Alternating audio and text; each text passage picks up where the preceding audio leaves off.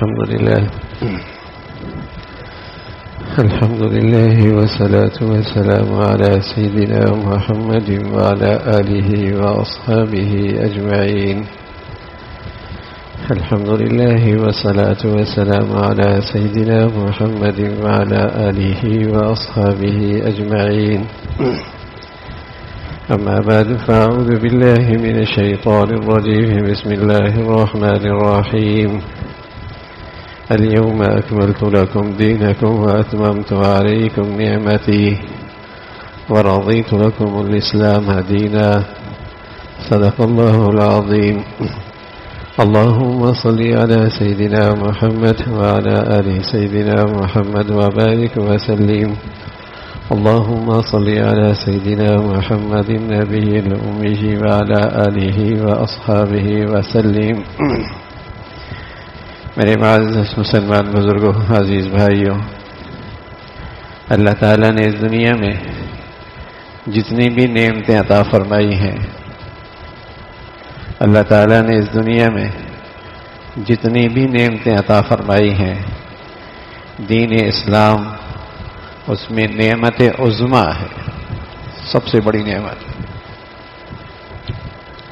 اللہ تعالیٰ نے اس دنیا میں اہل دنیا کو جتنی بھی نعمتیں عطا فرمائی ہیں، دین اسلام ان سب میں اللہ کی سب سے بڑی نعمت ہے. اللہ تعالیٰ نے رسول اللہ صلی اللہ علیہ وسلم کو حضرات انبیاء کی مقدس جماعت میں سیادت، قیادت، امامت اور ختم الرسل کا مرتبہ عطا فرمایا ہے.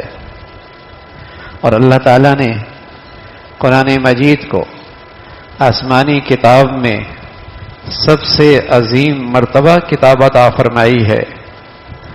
اب ان دونوں سرچشموں سے جس دین کا خمیر تیار ہوا ہے وہ دین اسلام ہے.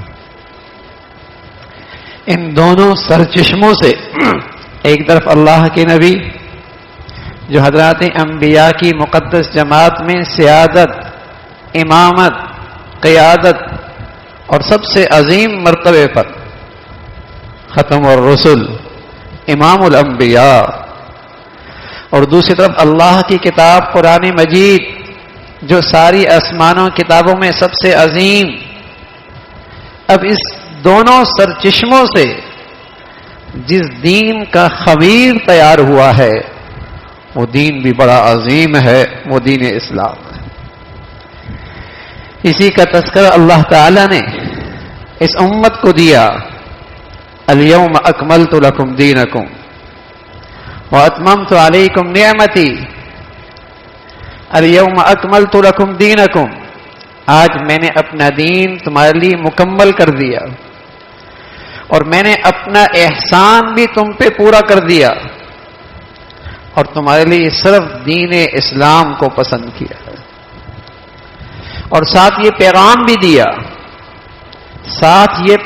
بھی دیا، وَمَن يَبْتَغِ غَيْرَ الْإِسْلَامِ دِينًا فَلَن يُقْبَلَ مِنْهُ وَهُوَ فِي الْآخِرَةِ مِنَ الْخَاسِرِينَ. دین اسلام کے علاوہ کوئی اور زندگی، کوئی اور دین یہ اللہ کے ہاں ہرگز قابل قبول نہیں ہے، اور ایسا شخص کل تباہ و برباد ہوگا. ایسا شخص کل تباہ و برباد ہوگا. یہ پیغام بھی دیا. اور رسول اللہ صلی اللہ علیہ وسلم فرمانے لگے اگر حضرت موسیٰ علیہ السلام جو عظیم المرتبہ پیغمبر ہیں، اولو العزم پیغمبروں میں سے ہیں، وہ بھی اگر آج زندہ ہوتے تو سوائے میری اتباع کے ان کے لیے کوئی اور چارہ کار نہ ہوتا. اگر عیسوی دین، عیسیٰ علیہ السلام کا دین محفوظ ہوتا اور دنیا اس پر عمل پیرا ہوتی، اور موسیٰ علیہ السلام کا دین اگر آج محفوظ ہوتا اور دنیا اس پر عمل پیرا ہوتی اور پھر اسلام آتا تب بھی سوائے اسلام کے کسی دین میں نجات نہ ہوتی، کسی اور مذہب میں اور دین میں زندگی اختیار کرنے کی اجازت نہ ہوتی، اگر وہ محفوظ بھی ہوتا۔ آج تو یہ سارے آسمانی ادیان تحریف کے نظر ہو گئے نا، کچھ بھی آسمانی چیز ان ادیان میں باقی نہ رہی، کچھ بھی باقی نہ رہا۔ یہ دین اگر عیسوی دین اگر صحیح محفوظ بھی ہوتا اور دنیا عمل کر رہی ہوتی، موسیٰ علیہ الصلوۃ والسلام کا دین محفوظ بھی ہوتا اور دنیا اس پر عمل کر رہی ہوتی، اور پھر اسلام کی نعمت آتی، اس لیے کہ اسلام یہ دین جس طرح اللہ کا نبی، سارے نبیوں کے امام، قرآن مجید ساری آسمانوں کتابوں میں سب سے عظیم تر، ان دو سرچشموں سے تیار ہونے والا دین وہ بھی عظیم تر ہے۔ آفتاب عالم روشن ہو، آفتاب عالم مہتاب دنیا کو روشن کر رہا ہو، اور پھر کوئی آدمی روشنی ستاروں سے یا چراغوں سے تلاش کرے تو کتنی غیر معقول بات ہے، کتنی غیر معقول بات ہے۔ آفتاب عالم اپنی پوری آب و تاب کے ساتھ موجود ہے، اور پھر کوئی روشنی ستاروں سے تلاش کرے، کمکموں سے تلاش کرے، چراغوں کے پیچھے پڑے، کتنی کم عقلی ہے، کتنی نادانی ہے۔ تو جب اللہ کا یہ دین اسلام یہ موجود ہے، پھر کہاں گنجائش ہے کہ آدمی زندگی کی روشنی کسی غیر سے حاصل کرے؟ پھر اس نعمت کی کتنی توہین ہے، پھر اس نعمت کی کتنی ناشکری ہے، پھر اس نعمت عظمیٰ کی کتنی ناقدری ہے، پھر اس عظیم نعمت کی کس قدر تذلیل اور تحقیر ہے۔ اور میرے عزیزو، اگر آج کوئی یہ کہتا ہے کہ ہم مسلمان کیوں پستی میں ہیں اور کیوں رسوائی میں ہیں، کیوں عزت نہیں ہے، تو مسلمان رہا کہاں ہے؟ مسلمانوں کی زندگیاں اس سرچشمے سے روشنیاں کہاں حاصل کر رہی ہیں؟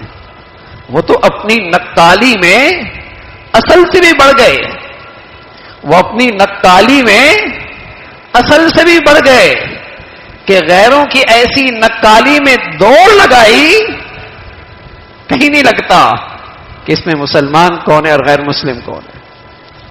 نہ صرف یہ کہ یہ اپنی اسلامی خصوصیات سے محروم ہو گیا، مسلمانوں کی گھریلو اور اپنی معاشرتی زندگی اسلامی خصوصیات سے خالی ہے، بلکہ نقالی میں اور فسق و فجور میں اور یعنی اور فحاشی میں، منکرات میں اس نے اصل کو بھی مات کر دیا۔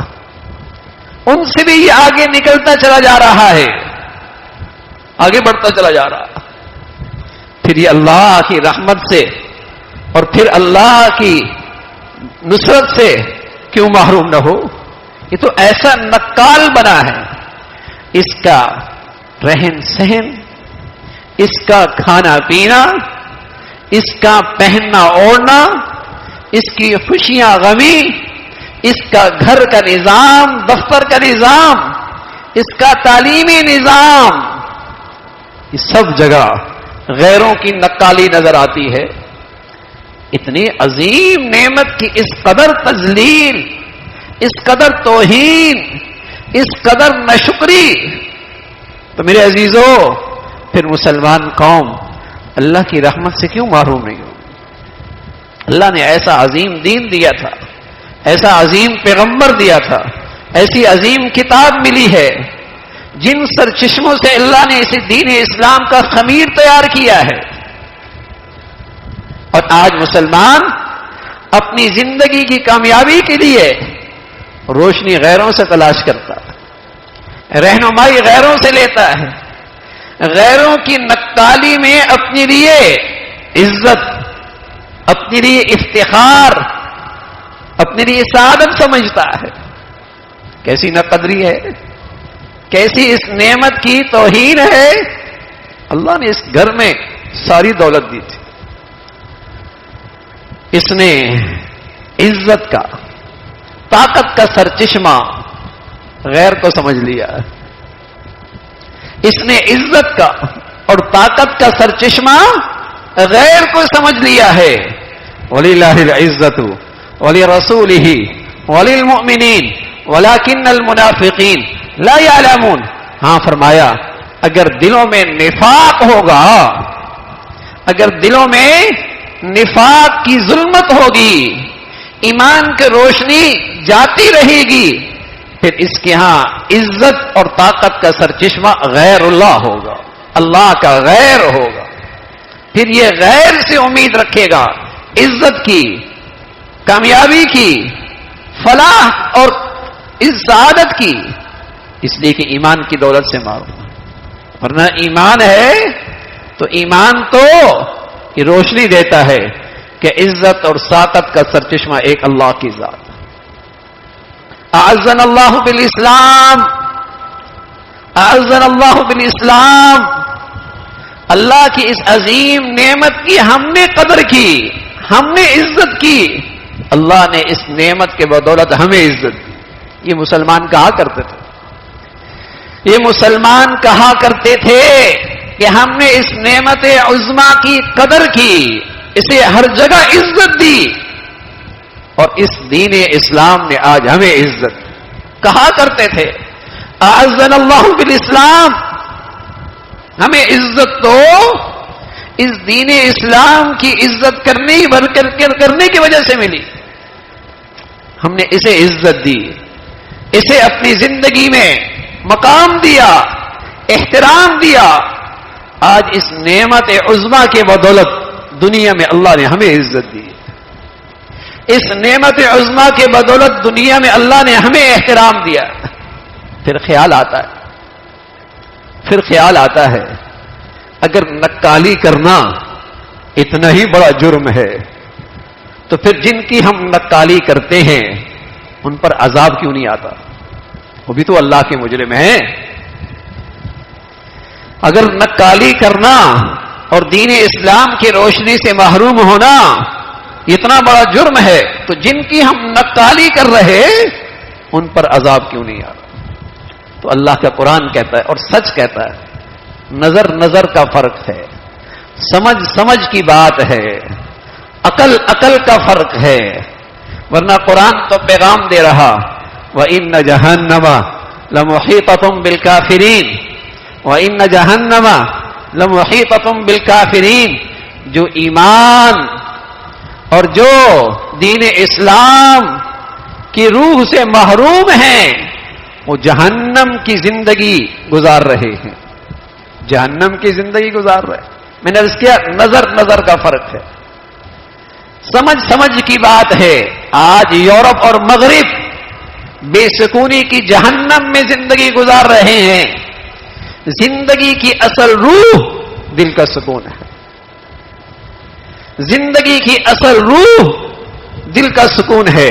بتائیے دنیا میں کہیں جا کے دیکھیے جس کے پاس دین اسلام نہ ہو اور پھر وہ اس روح سے محروم نہ ہو نہیں سکتا، پھر وہ اس روح سے محروم نہ ہو نہیں سکتا۔ بے سکونی اور بے چینی کی عذاب میں آج وہ قوم مبتلا ہے۔ عارضی سکون لینے کے لیے نشہ آور دواؤں کا استعمال اس قدر کثرت سے ہے کہ آج ان ترقی یافتہ دنیا میں خودکشیاں غیر معمولی ہیں۔ تھوڑی بھی سمجھ ہو اور تھوڑی بھی ان کی زندگی کے احوال کا پتہ ہو تو پھر قرآن کی سچائی دل میں اترے گی، وہ جہنم کی زندگی گزار رہے، وہ جہنم کی زندگی گزار رہے ہیں۔ سکون نایاب ہے جو تقوی سے اور جو طہارت سے، جو تقوی سے اور جو طہارت سے اور جو ایمان کی حقیقی زندگی سے دل کا سکون اور اطمینان ملتا ہے، وہ قومیں اس سے محروم ہیں. ان کی زندگیوں میں یہ دولت نہیں ہے. عذاب ہے، لیکن نکالی کے فتنے نے غیروں کی زندگی کی دلوں میں عظمت کی وجہ سے یہ فہم بھی چلا گیا، یہ عقل بھی چلی گئی، یہ سمجھ بھی چلی گئی کہ آج اللہ نے ہمیں اسلام کی شکل میں ایسی عظیم نعمت دی ہے، لیکن پھر بھی ہم غیروں کی زندگی میں اپنے لیے فلاح سمجھتے ہیں، اپنے لیے عزت سمجھتے ہیں، ہم اپنے لیے اس میں کامیابی سمجھتے ہیں. یہ اس گناہوں کی نحوست ہے جس سے عقل کام کرنا چھوڑ دیتی ہے، جس سے عقل کی سمجھ بوجھ دانشمندی جاتی رہتی ہے. تو میرے عزیزو، اللہ تعالی نے اس امت اسلامیہ پر، اس امت محمدیہ پر اس دنیا میں جتنی نعمتیں بھیجی ہیں، ان میں دین اسلام سب سے بڑی نعمت اس امت کو عطا فرمائی. نعمت عظمی جس کا اعلان اللہ تعالی خود کر رہے، یہ عظیم نعمت ہے. لیکن جو شخص بھی اپنی انفرادی زندگی میں، اپنی گھریلو زندگی میں، اپنی معاشرتی زندگی میں، اپنی قومی زندگی میں اس دولت کو عزت دے گا اور اس نعمت کی قدر کرے گا، وہ اپنی زندگی میں اس کی برکات اور ثمرات بھی دیکھے گا. وہ اس کی برکات اور ثمرات بھی دیکھے گا. معاشرے میں یہ نعمت نہیں ہے. قومی سطح پہ بدقسمتی سے ہم نعمت سے محروم ہیں. لیکن اگر کوئی شخص اپنی انفرادی زندگی کے اندر بھی اس دولت کی قدر کرے گا تو اس کے میٹھے پھل سے محروم نہیں ہوگا، اس کے سکون سے محروم نہیں ہوگا، اس کے اندر جو اللہ اس کی بدولت اطمینان دیتا ہے اس سے محروم نہیں ہوگا. تو یہ عظیم نعمت ہے جو اللہ نے ہمیں عطا فرمائی ہے. تو میرے عزیزو، اس نعمت کی قدر کیجئے، اس نعمت کی قدر کیجئے، اپنا محاسبہ کیجئے کہ ہم اس نعمت کی شکر گزاری میں آگے بڑھ رہے ہیں یا پیچھے جا رہے ہیں. وطن عزیز پر 2 مرتبہ ہندوستان نے اور اعدائے اسلام نے حملہ کیا، لیکن اللہ نے اپنے فضل سے اس ملک کا وجود باقی رکھا. اللہ نے 2 مرتبہ انڈیا نے، بھارت نے اور اعدائے اسلام نے متحد ہو کر، کوئی کافر آپ کے ساتھ نہیں کھڑا ہوگا. ہاں، وہ صرف کوئی کھڑا بھی ہے مفادات کی حد تک. کبھی کوئی کافر مسلمان کے ساتھ نہیں کھڑا ہوگا. ہاں، آپ کے پاس ایک دولت ہے اور وہ دولت ایمان اسلام کی ہے. وہ دولت ایمان اسلام کی ہے. اگر اس میں تازگی لے کے آؤ گے تو ہم سب خود بھی ایک طاقت بن جائیں گے، ایک قوت بن جائیں گے، اور اللہ کی نظر رحمت بھی متوجہ ہوگی، اللہ کی مدد اور نصرت بھی ساتھ ہوگی. آج جو افتراق، انتشار، آج جو یہ اندر کی انتشار اور افتراق ہے، اس کی بڑی وجہ اس نعمت اسلام کی ناقدری ہے. جہاں یہ ناقدری ہوتی ہے پھر وہاں عصبیت ہوتی ہے، وہاں لسانیت ہوتی ہے، وہاں وطنیت کے بت ہوتے ہیں، وہاں فرقہ واریت ہوتی ہے، وہاں تعصب ہوتا ہے، وہاں عصبیت اور علاقائیت کے بت کھڑے ہوتے ہیں. اس لیے کہ ایمان اور ایمان کی حقیقت، یہ روح وہاں کمزور ہو جاتی ہے. تو اللہ نے ہمیں جو نعمت عظمی دی ہے، اس میں اللہ نے ہمارے لیے دنیاوی فلاح اور کامیابی بھی رکھی ہے، اور اخروی نجات اور کامیابی بھی اللہ نے اسی نعمت میں رکھی ہے. اللہ تعالیٰ اس نعمت کی دل و جان سے قدردانی، شکر گزاری اور اس پر فرما برداری عطا فرمائے. وآخر دعوانا الحمدللہ رب العالمین.